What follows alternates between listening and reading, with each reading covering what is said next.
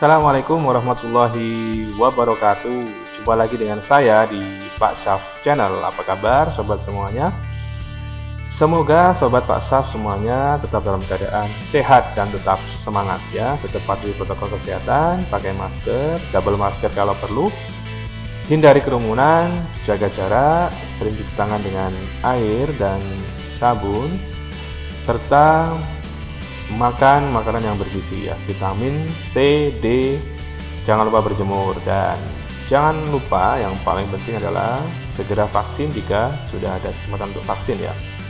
Oke sobat, kali ini saya akan sedikit mengulik ya apa sih PO Cerdos yang baru saja dirilis oleh kementerian ya.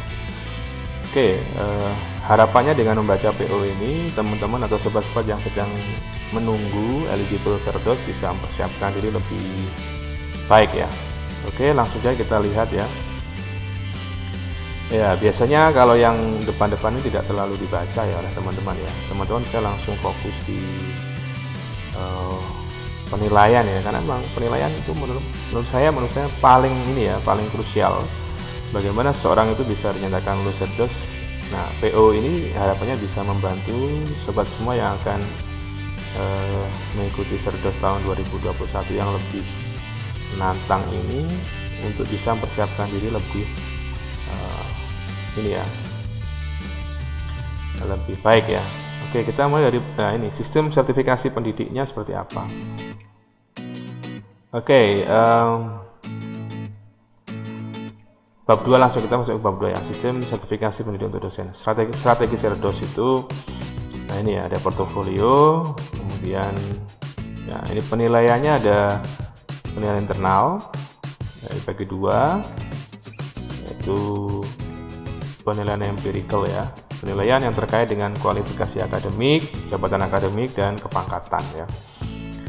Seperti kita tahu, nanti bisa jadi sobat yang sudah masuk eligible itu tidak atau bisa jadi yang sudah melengkapi persyaratan yang 12 poin ya kalau tidak salah, itu bisa jadi tidak masuk ke eligible karena ini ya, karena ada urutannya ya, ada urutan akademik, kualifikasi akademik S3 lebih dahulu, jabatan akademik misalnya lektor kepala lebih dahulu, kemudian usia dan seterusnya. Jadi kalau sobat yang masih fresh graduate sudah asisten ahli, usianya paling muda ya, bisa jadi urutannya atau prioritasnya menjadi yang agak belakang. Jadi harus bersabar juga, harus bersiap juga bahwa mekanismenya seperti itu.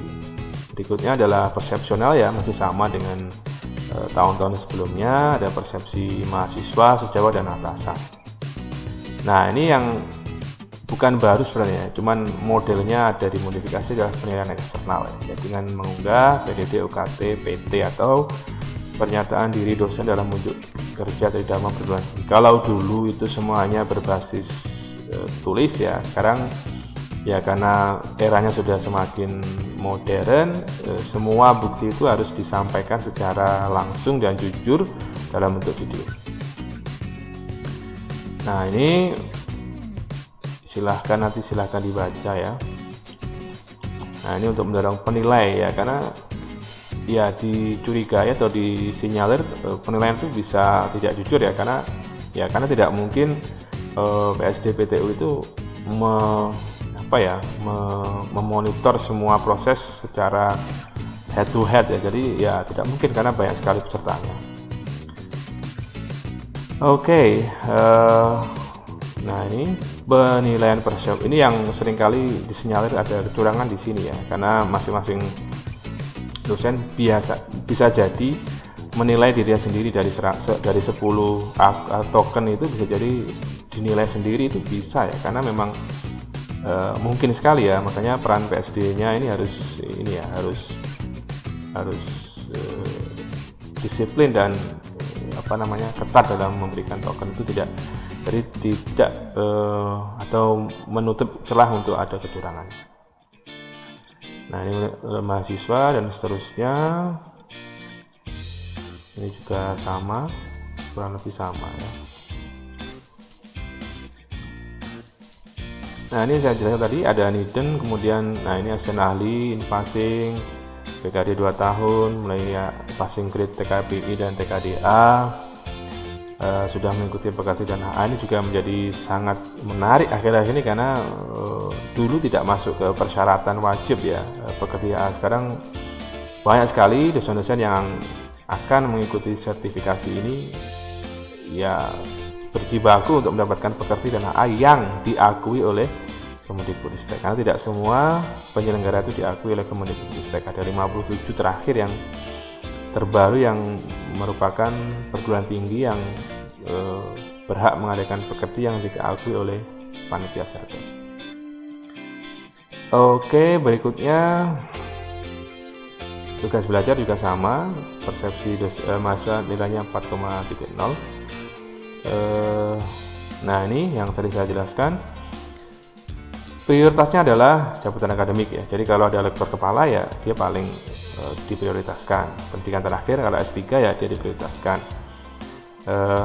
TKBA, TKDA, TKBI-nya lebih tinggi ya dia diprioritaskan. Pangkat dan golongan rungan ini passing misalnya 4A ya dia diprioritaskan. Jadi bagi teman-teman yang merasa sudah layak tapi tidak masuk eligible ya harus tahu bahwa prioritasnya itu atau filternya dibuat seperti itu. Nah ini masa kerja, misalnya dia ada 20 tahun, sudah S3, sudah lektor kepala ya pasti dia masuk ke prioritas. Pembiayaan itu domainnya kementerian. Nah ini menurut saya penting sekali ya. Portofolio dosen, ada data, dokumen, ijazah, ada jabung, infase, PKD, TKDA, TKBI, pekerti AA. Nah ini apa namanya UPP, UKTPT ya, kemudian persepsional. Ada 10 portofolio yang menentukan apakah dosen tersebut layak lolos status atau tidak ya. Nah ini penjelasan saja dari masing-masing 10 poin tadi. Berikutnya adalah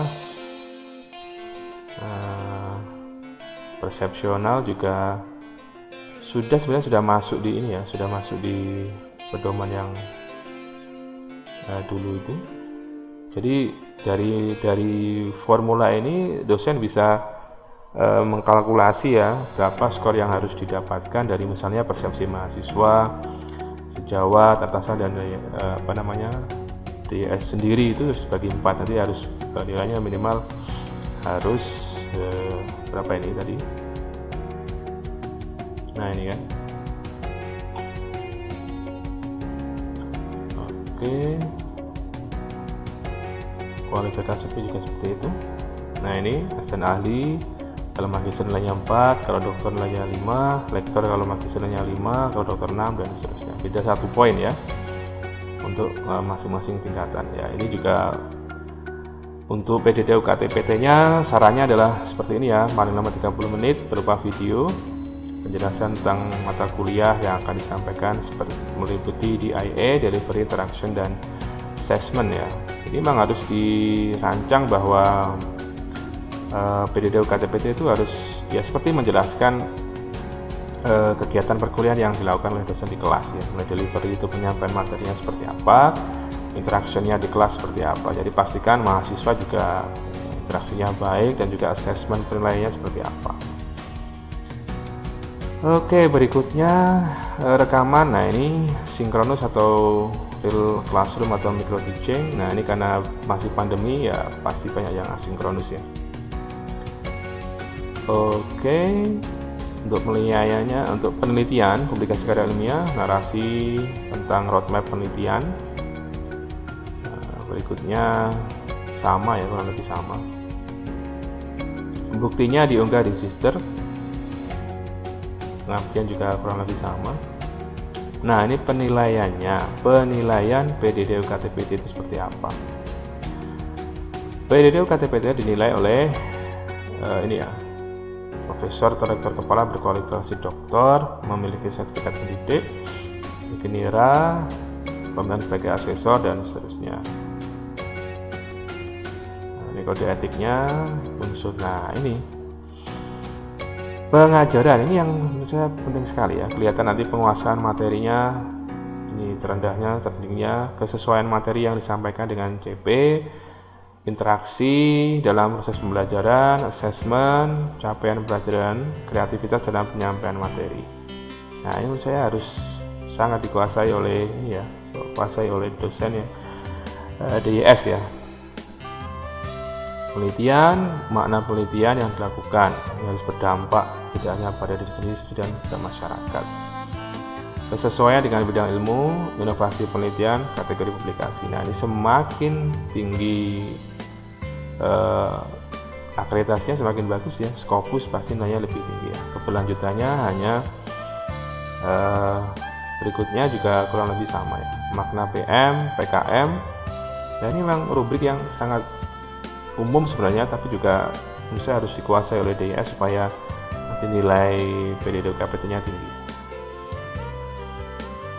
Ya, saya kira itu ya yang menurut saya paling krusial ya. Oh ya, mungkin ini juga penting sekali, komponen dan bobot penilaian akhir portofolio. Nilai kualifikasi akademik dan jabatan fungsional 35%. Jadi yang tertinggi tetap di ini ya, PDD UKPT-nya ya, 55%. Tapi ini juga tinggi ya. Jadi kalau 35 sama 55 sudah 90. Oke, saya kira itu yang bisa saya jelaskan pada kesempatan kali ini. Mudah-mudahan bermanfaat bagi DIS yang akan mengikuti cerdas tahun ini. Semoga lulus semua ya, semoga lulus semua dan juga dimudahkan. Ingat ya, filternya tadi ya, jadi jangan berkecil hati ketika sudah melengkapi semua persyaratan, pekerti AA yang susah-susah diikuti, kemudian TKB, TKBA tapi tidak masuk eligible ya. Tadi kan ada prioritasnya, prioritasnya adalah jabatan akademik, kualifikasi akademik, kemudian masa kerja, infasi dan seterusnya. Tetap semangat ya teman-teman yang akan cerdas tahun ini. Jangan lupa tetap dukung Pak Syaf Channel dengan cara like, comment, share, dan subscribe sebanyak-banyaknya. Ingat ya, subscribe itu gratis ya, jadi jangan pelit-pelit untuk subscribe Pak Syaf Channel. Semoga bermanfaat. Assalamualaikum warahmatullahi wabarakatuh. Stay safe, stay healthy.